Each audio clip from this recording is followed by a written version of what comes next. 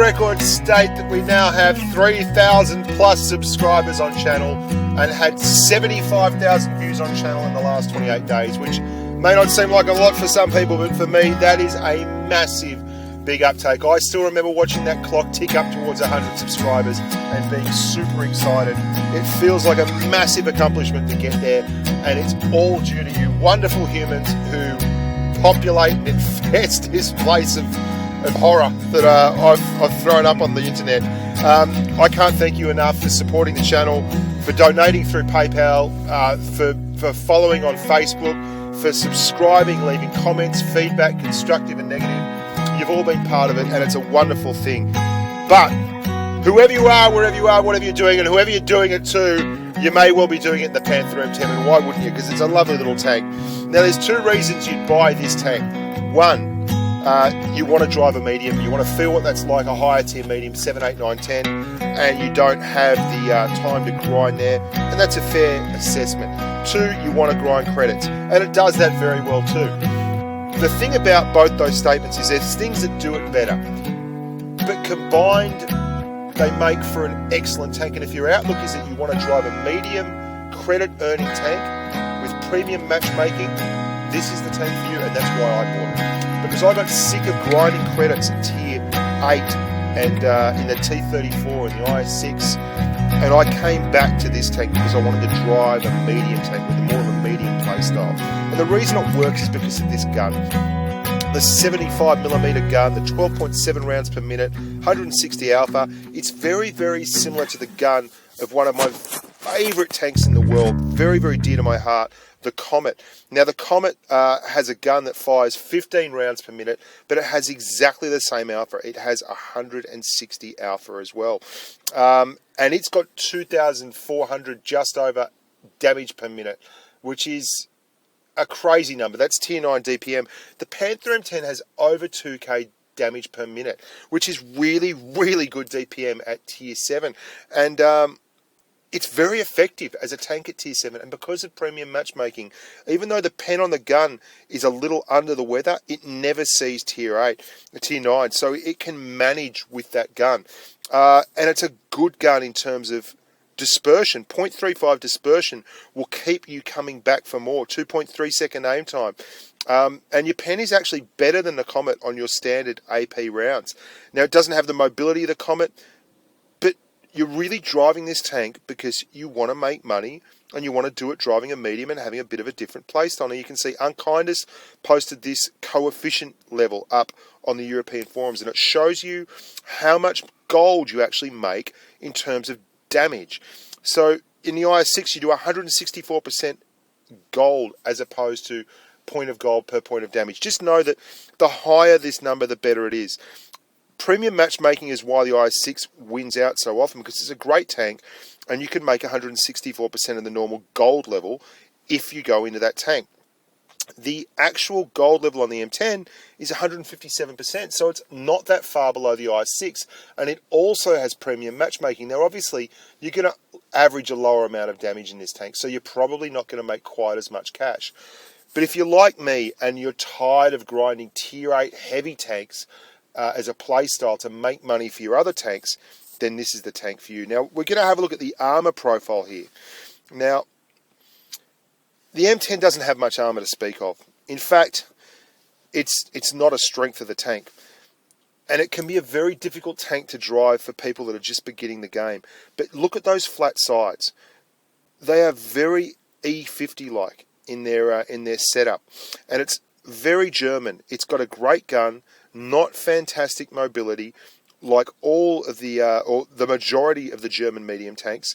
It's a big box. But what it does have, it's got -8 degrees of gun depression on the front, and it's got a trollish turret.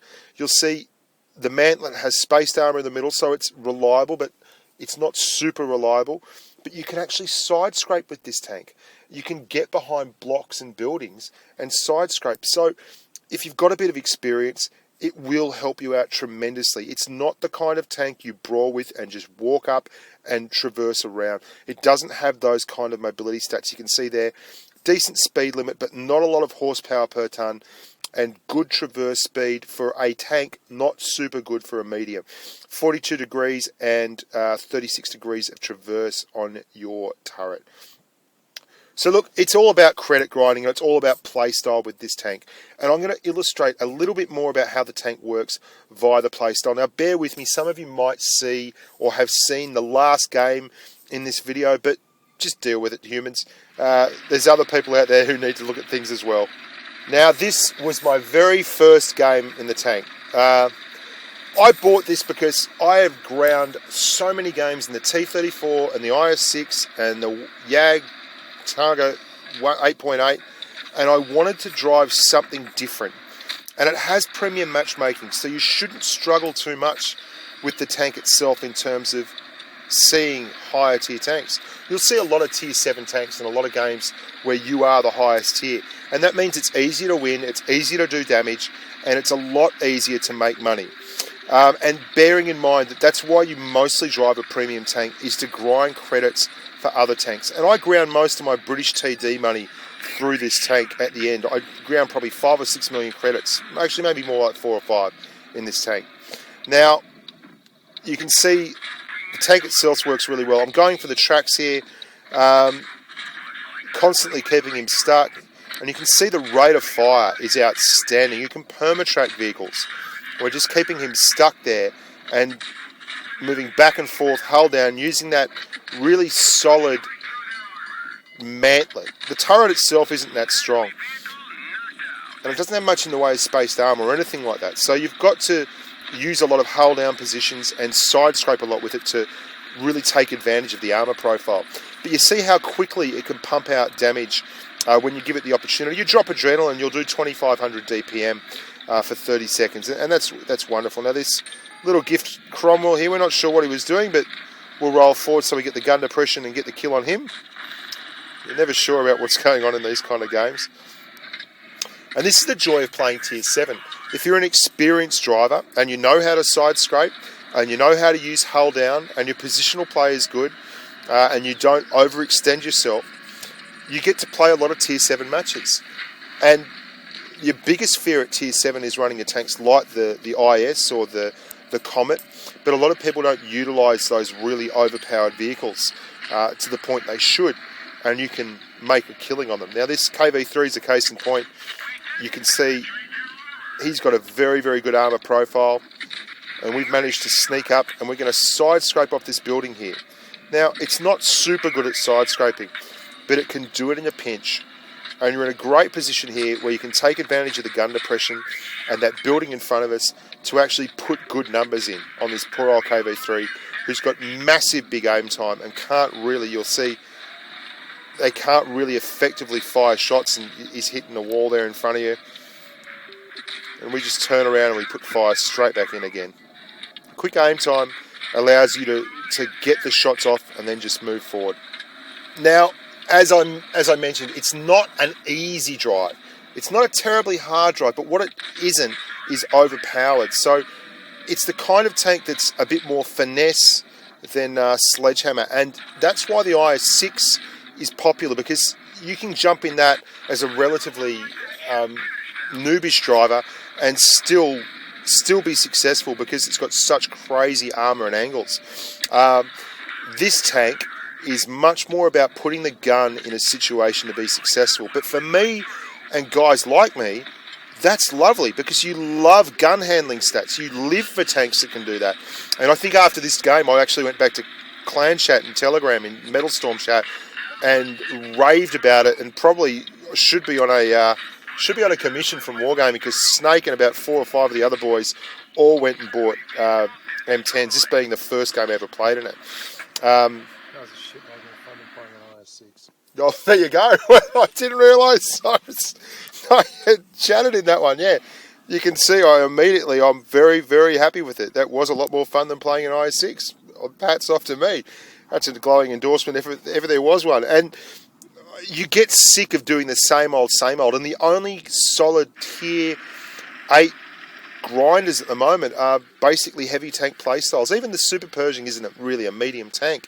So here we go. We're now on Winter Malinovka. Now, you can see the gun depression is fine here, and it's got a lovely quick rate of fire.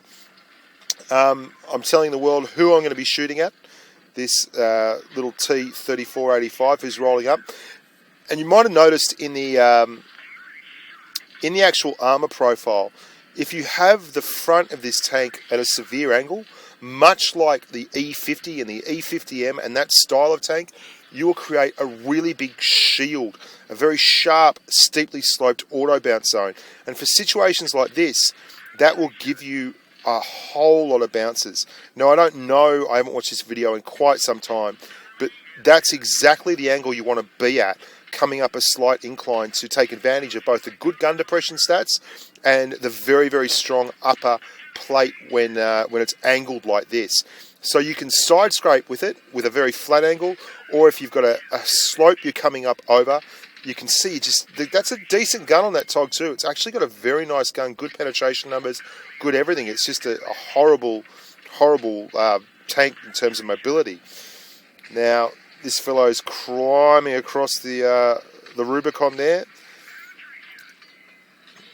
And yeah, he's going to cop a flogging. This is back when I had a jailbroken iPad and ran these camos, and doesn't it look glorious? It is such a nice looking tank in camouflage. The actual tank itself is modelled much like that tank there on the M10, the American tank destroyer from World War II, and they wanted it to look like an M10, hence its name Panther M10. You can see around the turret there's just sheets of metal. They're put in that way to actually camouflage the tank and make it look like the M10 tank destroyer, which I played a lot of in another game called World War II Online. But the gun is lovely, and if you are a big fan of gun handling stats, and I certainly am, then you're going to really enjoy this tank, because it's got gun handling out the wazoo. Low aim time, or relatively low aim time, high rate of fire, solid damage per minute, very, very solid damage per minute, and very solid penetration numbers for Tier 7. You won't have much trouble penning Tier 7 at all. Tier 8, you're going to have to use APCR, but you make such good gold. Your coefficient, your gold earning coefficient, is to the point where that's not a problem.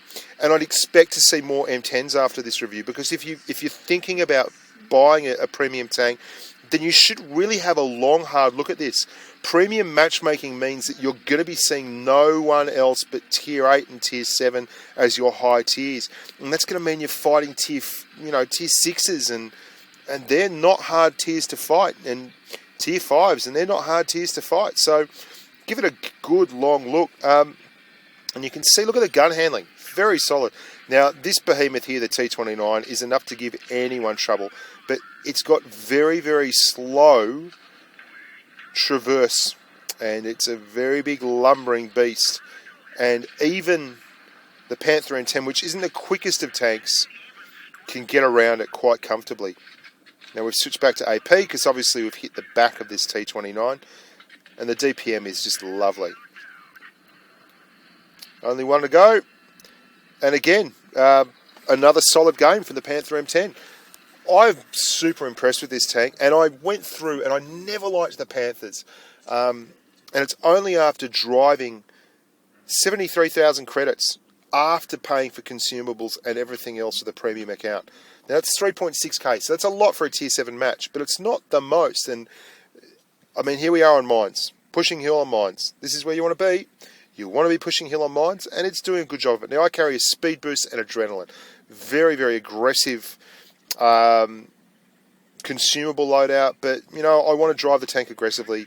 I want to be able to push the hill on mines with it. I want to be able to drop adrenaline and out DPM people, and it earns enough money that if there's a situation that calls for it, I can certainly do those things. And it's got gun depression too, and that's two of my favourite things in the world: good gun handling stats and gun depression. Now, it's not crazy gun depression like the Comet's negative 12 degrees, but it is 8 degrees of gun depression, which is a lot better than some of the Russian boys will give you. Now, you can see I'm just angling the tank, and lower tier tanks will struggle penning it without APCR when you angle it correctly. Taking the hill on mines, and now we move forward and we start putting that gun depression and that lovely DPM to work. Now, it's obviously not going to beat a Comet in a brawl, but not much will, guys. It's not overpowered. What it is a tank that if you learn to utilise it, will suitably reward you, and it will earn an absolute crap ton more money for you than the Comet, because you got 158%, gold coefficient, as opposed to the poor old Comet, which is something like 80%. And if you're looking to grind credits, you can actually do it in a medium playstyle, which is a lot of fun. I just find that's a huge, huge winning factor for me. Look at this thing go. The DPM, the rate of fire. It's lovely. We're firing AP rounds here. This is costing us next to nothing and making us an absolute fortune while we do it. Now, bearing in mind, when we check out the credit return at the end of this game, we have blown adrenaline, we have blown a multi-purpose restore pack, and we have blown a speed boost. So we couldn't really use more consumables if we tried, or have a more expensive consumable loadout, and we're still going to make money. Now, part of that's going to be because we do decent damage, but the other part is just it's got that wonderful gold coefficient. Now, the reason the IS-6 and everything works so well, apart from being friendly for noobs, is because you do more damage in a Tier 8 tank. So you get rewarded for that. And if you don't blow a lot in APCR and everything, you can make a lot more money. And it's probably a better tank purely and simply in terms of numbers for grinding. But humans love a little bit of variety in their life. I'm a bit of a human, and I love a bit of variety. If you don't, you might not be a human. Have a good hard look at yourself. And I think that having a medium tank that's good for credit grinding is probably a really solid thing. Now, some other notable mediums. T3485 Victory has an insane 180% gold coefficient, much like the Luva does. And you can see the old camo skins. The Stug is jet black. Isn't that thing crazy? But if you don't want to grind without premium matchmaking, which makes it a lot easier to win, and you don't have access to a T3485, which was only available on the May Day sales, and I'll be buying that one next time around. You can see the credits there, 90,000 credits for doing 3.7k damage, even after spending all that money on consumables. Massive, massive tank. And I think that was the final nail in the coffin with some of the boys in buying this thing. Now, you may have seen this game before. This was posted on a few of the forums. This is a Tier 7 match that a whole lot of damage gets done. And I'm listening to Elbow, so you know it's going to be a good game. But here we are. We're on the flank on Desert Sands. We've pushed up, and we're being conservative. And you can see this poor bloke down the bottom has been pushed out, and the guy that's pushing him out and blocking him and leaving him there to die is now going to pull back and not come out at all. You can't write this stuff. We're just being conservative, and we're using the gun depression on the tank and taking our time. Here's a tip for you. If you want to make money in a premium matchmaker and a premium tank, if you're credit grinding, you only do it via damage, right? If you want to make money, you only do it via damage. Now, you will make more damage and do more damage if you stick around, as opposed to pushing and trying to just be a Rambo. So stay there longer, do more damage, make more credits. All right, so we're down. The rest of the team is getting smashed. The town is falling like nobody's business. We're doing the nuts out here, and we've already got a kill and done a fair bit of damage. But yeah, everyone that went towns disappeared. It's 4-on-3, and this Stug, I'm telling him no, don't do it. There's like 4 tanks out there, and they're all looking at this direction, and you're just going to YOLO out. Yeah, but he's not listening. And he's gone. So it's now 4-on-2. Stop me if you've heard this before, or seen this movie. We've all been there. Look at the rate of fire and the gun handling on this thing. And we're going to do a little bit of side scraping as well. The tank we're the most worried about here is the IS. Now, I shouldn't have been too worried about it because he actually doesn't have the dirt gun, but I don't know that at the time. He doesn't have the 25T. He's actually got the grind gun, the fast firing, and I can't remember the name of it, but anyway, it might be the Zis. You can see here the gun is just absolutely doing the business. So I'm worried about that IS, and consequently I am angling towards the IS, not angling towards the T150. If I had my time again, I'd probably do it the other way around.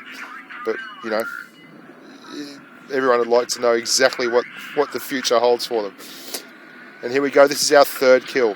We've been angling, but it's too late now. We've got the IS, he's left there, and over there is the VK. Now we're going to go around. The whole point here is to kill the VK first, and then worry about the IS.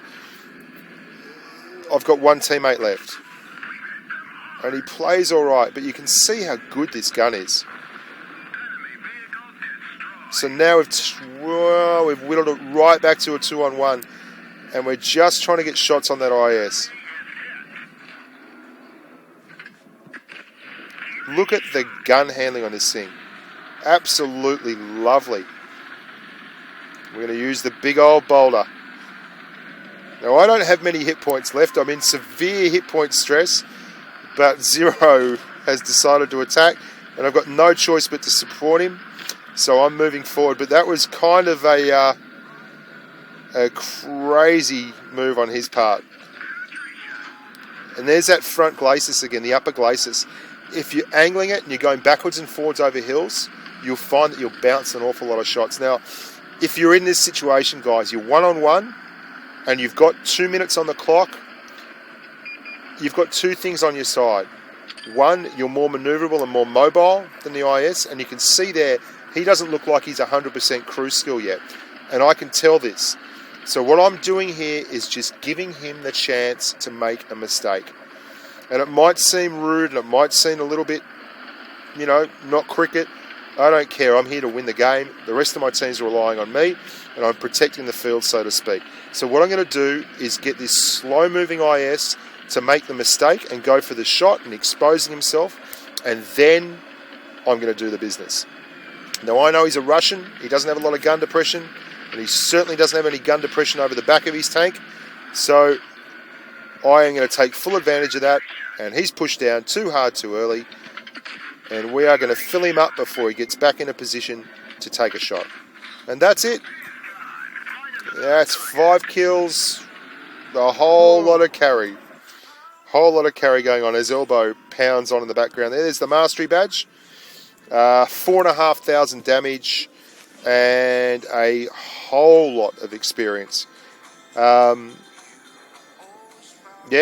lots of medals, lots of good stuff. Great tank. Can't recommend it highly enough. If you're looking for something to grind credits, play with a medium play style, do a little bit of everything for you, be able to side scrape a touch, little bit of hull down, gun depression, decent mobility, high rate of fire so you can perma-track things, good penetration numbers, premium matchmaking, 1400 XP. I mean, what more is there to say? It's a hell of a nice tank. 4,500 credits, 4,500 damage. Yeah, I'm Bushka on Blitz. You've been lovely. Look out, there's a lot more coming on channel, and I'll stay safe on the battlefield, and you'll stay safe on the battlefield, and I'll see you next time.